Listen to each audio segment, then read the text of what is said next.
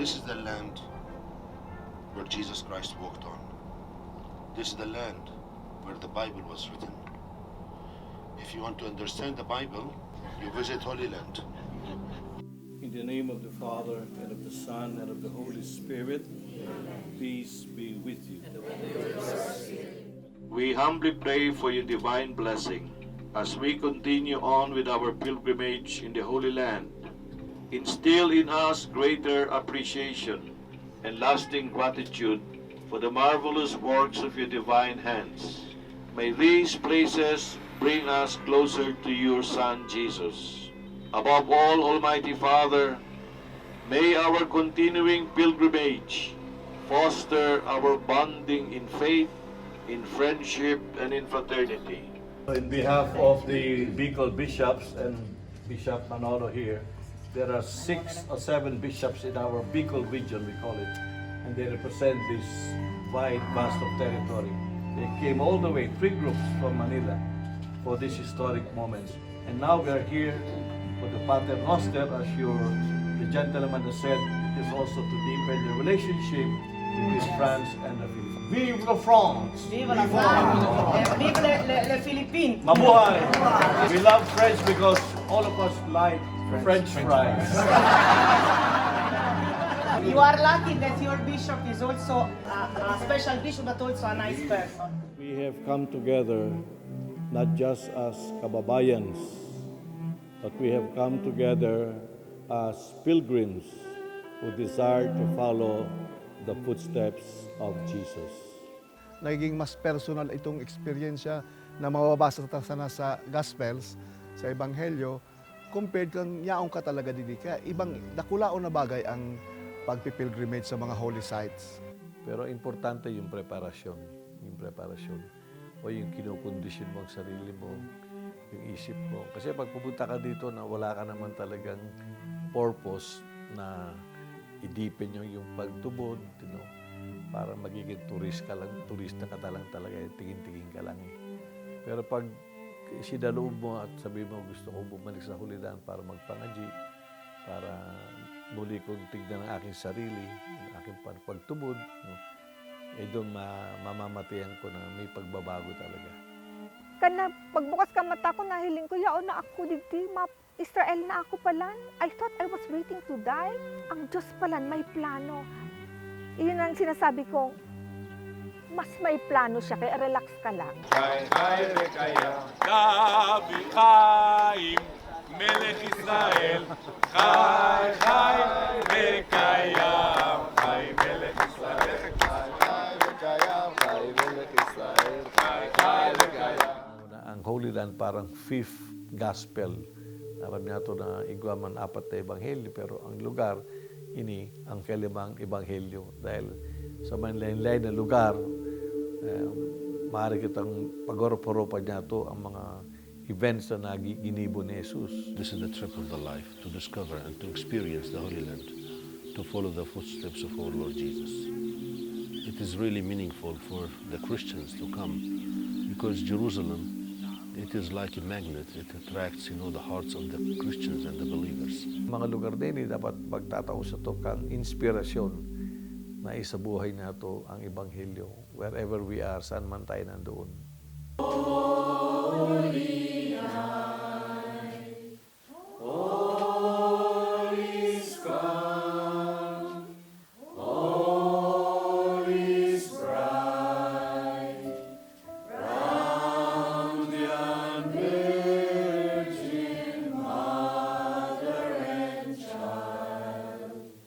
Without knowing the gospel at pumunta ka dito, parang hindi mo mamamatayan ang misteryo kang lugar na ini. Pero pag sa buhay mo, maharinig ka sa Ebanghelyo, pinag-hurok-hurok mo ang Ebanghelyo, pag pumunta ka din dito, talagang iba. Iba talaga.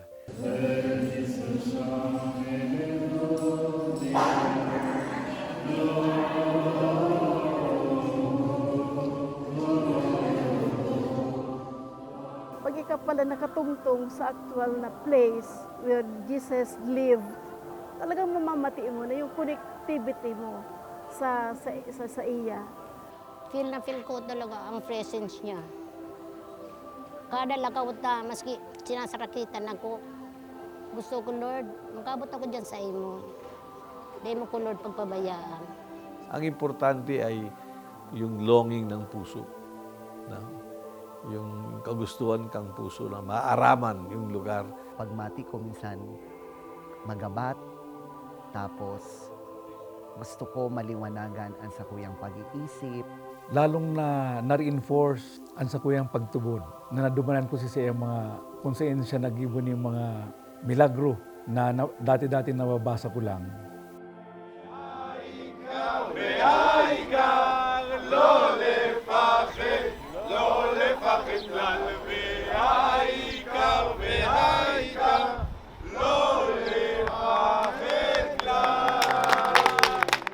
I am here and I'm grateful because ang garugustuhon ko na makamanyamo man ako. Naday ko man aram na gigibuhon akong saro sa madigdi. It's an historical moment because it's something very important that we can today make this inauguration and add this important language to all the important language that there are on this church. It's one of the historical and most important church in Jerusalem. Pater Noster Church, it is according to the book of Luke 11, Jesus taught the disciples the Lord's Prayer in Jerusalem. Because Jesus, he noticed that on Mount of Olives, it is quiet places, tranquility, no disturbance over there. That's why he came out with his disciples and he taught them many things. It was really a pleasure and we fought for this and we are happy today that we can inaugurate this special moment with all of you. Sarong beses lang talaga siya ilalaag itong plaque kang Ama Niamo, itong Lord's Prayer. Duman mismo pati sa pintuan ng simbahan. Yes. And also the location, it's a special location because it's exactly at the entrance of the church. We used to put the most important plaque. It was a pleasure for us. It was not easy to put this plaque, but we are very, very happy. Thank you. Ang Ama Niamo iyuan vernacular na bersyon na pangajion kan mga Bikolano na Katoliko. Ang Ama Niamo, totoo, sarong formula prayer na itinuklo na Jesucristo. Pero ini, kompleto ini. Kasi sa kapinunan, ipinagpapangadji na ang pag-umaw sa mahal na Diyos. As in sa second part, nagapangadji kita kan sa tuya man ng mga saliring kahagadan. Kung hanggang ka sana sa tataramon, hanggang ka sana sa pag-pronounce kan mga tataramon, talagang hababo iyan, mayong dating yan sa imong puso. Pero kung kada pangadji mong Ama Niamo na talagang pigsa sa buot mo ang kada tataramon kang pangadji, talagang makahulugan na maray ang pangadji na yaning Ama Niamo. Pray. Gabus yan na elemento yaon sa tinaplukan sa tuyang kagurang na Ama Niamo. Una ang P meaning praise. Ang ikadua R repent. Ikatulo A asking. And then yield. Yield to the will of God. I am the gate. Whoever enters through me will be saved and will come in and go out and find pasture. I came so that they might have life and have it more abundantly. Yung mga Kaipo niya ito sa buhay, hinahagad natin sa iya, our daily bread. Sometimes it's a surprise how it happens, but it is given to us. And it's not only bread, it's a lot of blessings. For of every dreams that you've always wanted to do, mahihiling mo ang grasya na tinataon niya. Na kung minsan nga di mo hinahagad pero tinataon niya, like what she did to me here. The way of the cross is the way of hope. It is the way to a new beginning. It is the way to new life. Let us then reflect in deep silence and prayer at every station and experience the love and mercy of Jesus. Yung sa relasyon natin sa tao, no? Annam kita magpatawad sa mga tao dahil ang sa tong Ama o Diyos Ama kang pagkahera. Nagsulsol na ko kang kasalang ko sa mahal na Diyos na magbalik loob ako sa iya. Kaya magbalik loob ako sa iya, dumang ko na matian ang gabos. Gusto niya, padangat siyang gabos, inaapod niya na magbakli para magbalik loob sa iya. 77 times kita niyang pinapatawad. Use this difficult road I travel to teach me through compassion and empathy for all human suffer. Hail Mary, full of grace, the Lord is with you. Blessed are you among women, and blessed is the fruit of your womb, Jesus. Holy Mary, Mother of God, pray for us sinners, now and at the hour of our death. Amen. Gentua, adoramus Domine, resurrectione tua. Daig kita madaog ning sugot, agawon mo kami sa gabos na mga maraot. Sa gabos. So that is why we're asking help all the time. Not depending on ourselves, but on God. The very core, the heart of the Lord's proclamation when He was teaching in this Holy Land is, repent, for the kingdom of God is at hand. Lord, have mercy.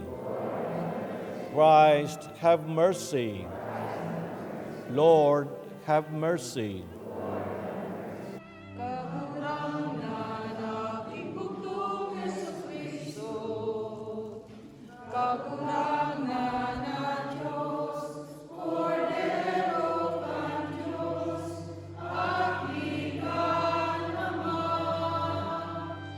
You are here in a French national domain, the French property.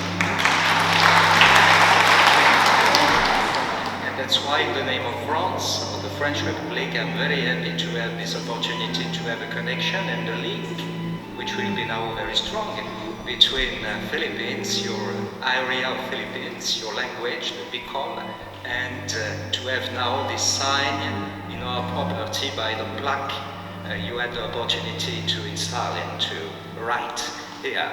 Dakulao na bagay yan na ang Bicol as a language, maibugtak naman sa international level. Ang pag-translate kan mga prayer, dawa nga ang Santa Misa sa iba-ibang lingwahe, dakulag bagay yan. Ma-feel mo ang pangadyon ito na sa diri mo, bakong stranger sa imo. Dakula ini encouragement duman dapat sa mga nagigibong films, nagsusulat ng mga libro, na talagang pauswaguntaan sa tuyang lingwaheng Bicol. We are truly His handiwork, created in Christ Jesus to lead the life of good deeds, which God prepared for us in advance. Word of the Lord. Thanks be to God. You give us the sign of Jonah to foreshadow the coming of your Son. As from all eternity, you will His resurrection, associate us with Him forever. We ask this through Christ our Lord. Amen.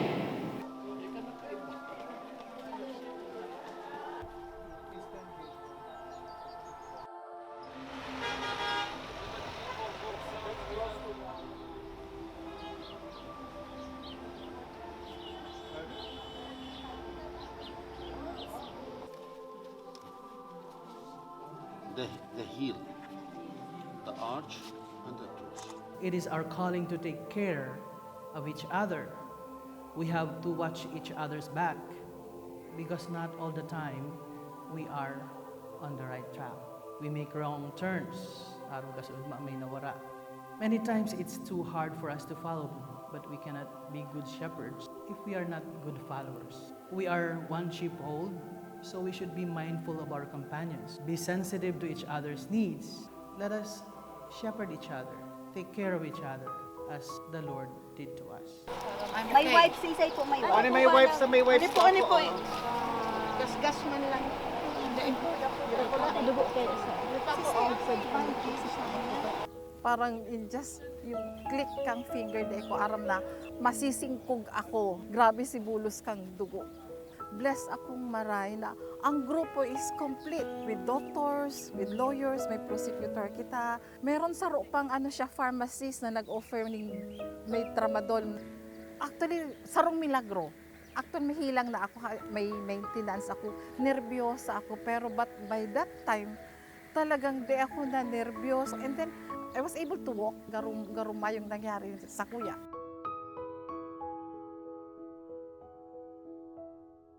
Today the languages are more than 120 languages. They started from the beginning of 1980s and they continue now adding. Not all dialects or languages are placed there.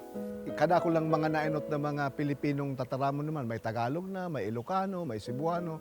Kumbaga sa mga darakulang grupo ng itong regional languages, ang Bicol na lang ang mayo pa ning na ibubugtak naman. Before he was given up to death, a death that freely accepted, he took bread and gave you thanks. He broke the bread, gave it to his disciples, saying, "Take these, all of you, and eat of it, for this is my body, which will be given up for you."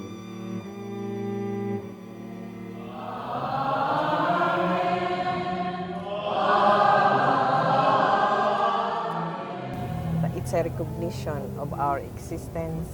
It's a recognition of our faith na makusog sa tuyang faith sa mahal na Ama. May papahiling ta sa enterong kinaban na ang mga Bikolano di nagpapahure sa pagtubod sa mahal na Diyos. Para rin na masanctify ang buong Bicol region, paagi sa pagpamimikang Ama Niamo. Pag nagta-travel ka baga sa ibang lugar, pag may nakasasabatan kang tataukan sa imong tataramon, ugba ka, na-feel mo na, bako akong sulo-sulo digdi, may kababayan ako. Kaya pag nagbisita ka man sa Pater Noster Church, hanapin mo siyempre sa imo, ta gusto mong maka-identify dyan sa lugar na yan. Blessed are the poor in spirit, for theirs is the kingdom of heaven. Blessed are the merciful, for they will receive mercy. Blessed are the clean of heart, for they will see God.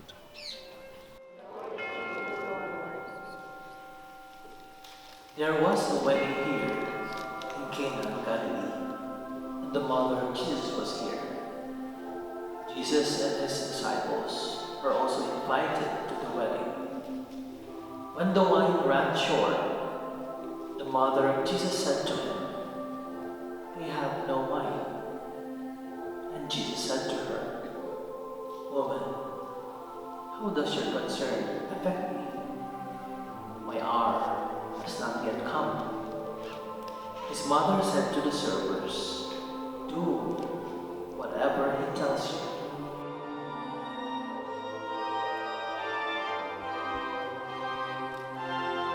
Everyone is very familiar to the story of the first miracle of Jesus of turning water into wine in the context of a wedding feast. That is why this place has been known for a place to renew or reaffirm marriage vows of married couples. But let us not forget the important role of the Blessed Virgin Mary in the story, the very words of our Mother to the servants, "Do whatever he tells you," should also be words addressed to each one of us. Whatever state of life we are, married, unmarried, priest, nun, we are all challenged to always do whatever our Lord Jesus Christ tells us. It's more meaningful this time around. I renew and reaffirm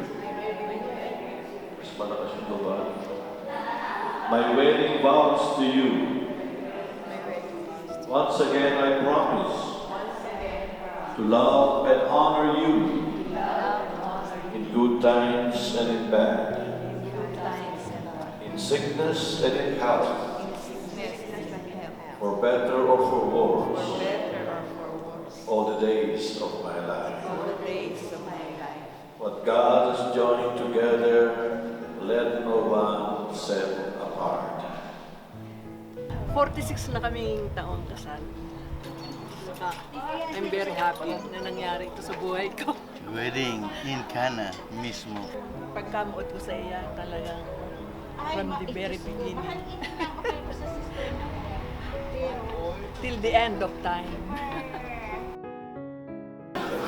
Naging much deeper ang love ko sa iya.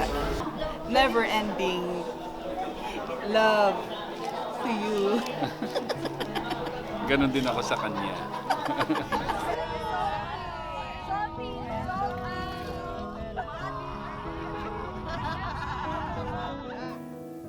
Ang Diyos Ama naman, di naman niyang gustong mag-ibig kita ng mga banlayan-layan na bagay. Gusto lang niya yung sa itong puso, simple, inaapo na siya bilang Ama, and happy lang ka doon. Happy rin tayo.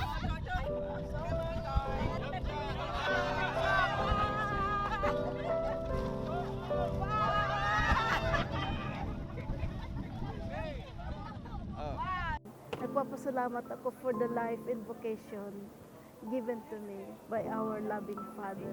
Dakula ang impluensya sa sakuya bilang huwes, taning ako man, gibun ko ang gabos na tama ang sakuya maging desisyon. I dispense justice with love. After this, Jesus, he took his disciples and went all the way to Gethsemane.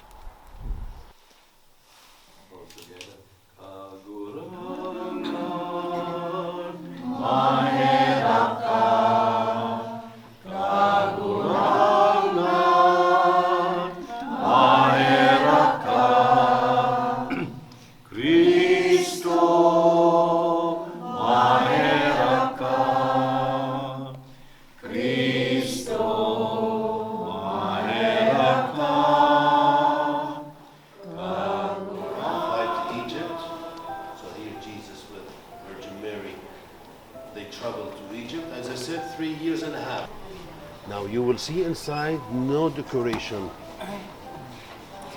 And this because they want to show the poor spirit of Virgin Mary.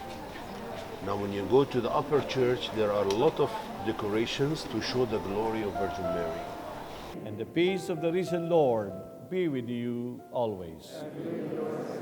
We now offer each other the sign of peace. Peace to you. Manolo, thank you for coming. Wonderful. Rod, thank you. Congratulations.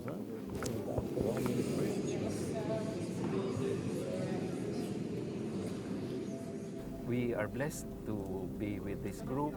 Ngunyan ta naka-witness kami kan installation kan Ama Niamo in Bicol.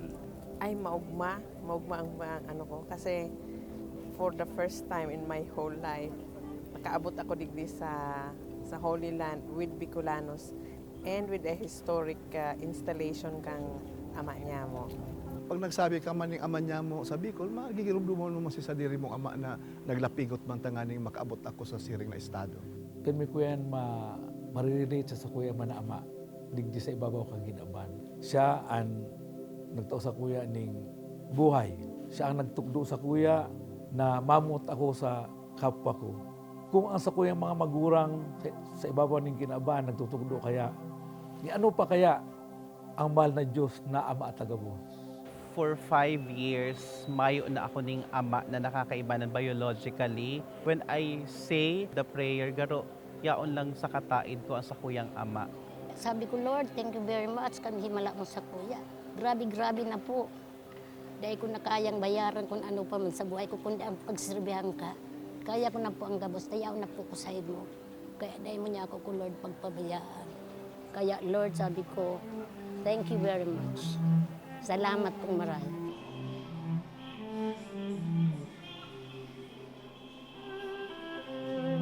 Look around, see that guy, see? He's John, the Baptist, huh? siguro ini na itong may hiling nila na bagong gem. Mas magiging transform pa ako, mas lalo pang naging hararom kaysa ko yung pagtubod. Do you believe in God, the Father, the Creator of heaven and earth? I do. I renew your baptism in nomine Patris et Filii et Spiritus Sancti. Amen. I renew your baptism in nomine Patris et Filii et Spiritus Sancti. This is the day. This is the day that the Lord has made. That the Lord has made. We will rejoice. We will rejoice and be glad in it. And be glad in it. For this is the day that the Lord has made. We will rejoice and be glad in it. This is the day. This is the day that the Lord has made. Itagabos ang satuyang aspiration, makaiba ang satuyang kaguranan. Ngunyan, sa pilgrimage na ini, naglalakbay kita pasiring sa iyang harong. The ultimate source of our life is God. I don't think God wants us to just feel Him in the Holy Land.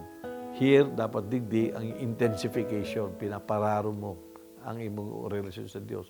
But that relation, you have to bring out para magiging proclamation naman. So may we ask one lay person to join us, one priest? Yes. So, One priest, this- one this- sister. The church is not just the bishop. One lay person. Yes. Come on, Lalo, ikaw, malapit. 1, 2, 3. Slide. Uy. Yan. Aman Niamo na yaon sa langit. Abanalon ang ngaran mo. Gibre. Magdadong ang kadean mo. Mangyari ang buot mo sa daga. Ninsiring sa langit. Ang samong kakanon sa ruwagdaw.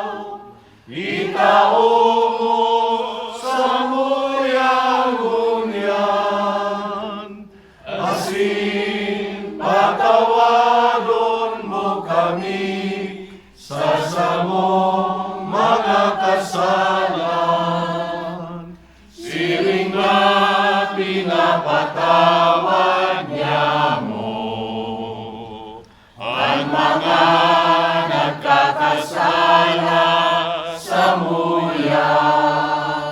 Asin hare kami pagdarahas sa sugot, kundi agawa kami sa Kanilihiling ko ang Ama Niamo na sa mundo. Mahon akong maray. And I am proud that I am a Bicolano na may strong faith in God. So the Our Father reveals to us a God who is truly caring for us. Embrace and rejoice for this wonderful revelation of Jesus, that God is our Father. Amen.